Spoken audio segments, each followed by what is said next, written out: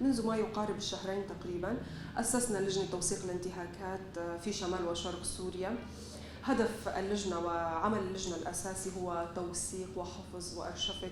جميع الانتهاكات التي ترتكبها الدولة التركية بحق المدنيين وبحق جميع سكان شمال وشرق سوريا، ليصار فيما بعد لإقامة دعاوى أمام المحاكم الأوروبية والمحاكم الدولية.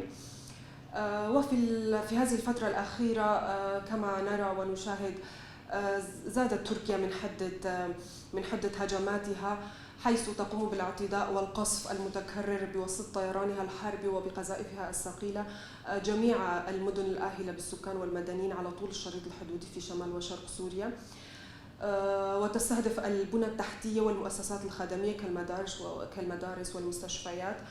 ومحطات الوقود ومحطات الغاز كما شاهدنا. نتيجة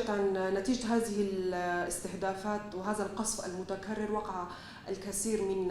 من الشهداء المدنيين، وما ترتكبه تركيا حاليا هو انتهاك صارخ وصريح للقوانين الدولية والمواثيق الدولية، حيث أنها ترتكب بقصفها الحالي الكثيف على طول الشريط الحدودي جريمة حرب وإبادة للكرد،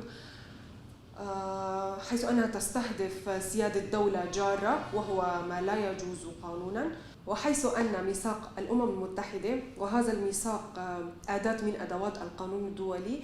ودول الأعضاء ملزمة به، تحظر على الدول الأعضاء استخدام القوة في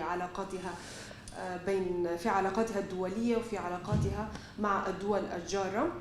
واستخدام تركيا للمادة 51 من ميثاق الأمم المتحدة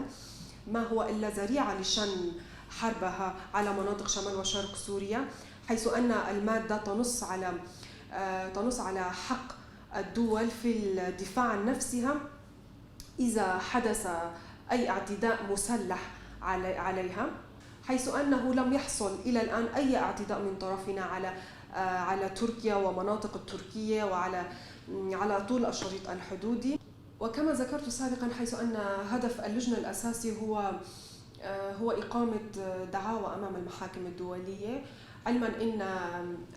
هناك شروط لإقامة هذه الدعاوى ولديها إجراءات عديدة معقدة نوعا ما طويلة وتأخذ وقتا طويلا، لكن هذا هو الهدف الأساسي للجنة، حيث نعمل حاليا لإيجاد آلية وطريقة للبدء بهذه الإجراءات لنستطيع أن نرفع هذه الدعاوى مستقبلا وفي القريب العاجل.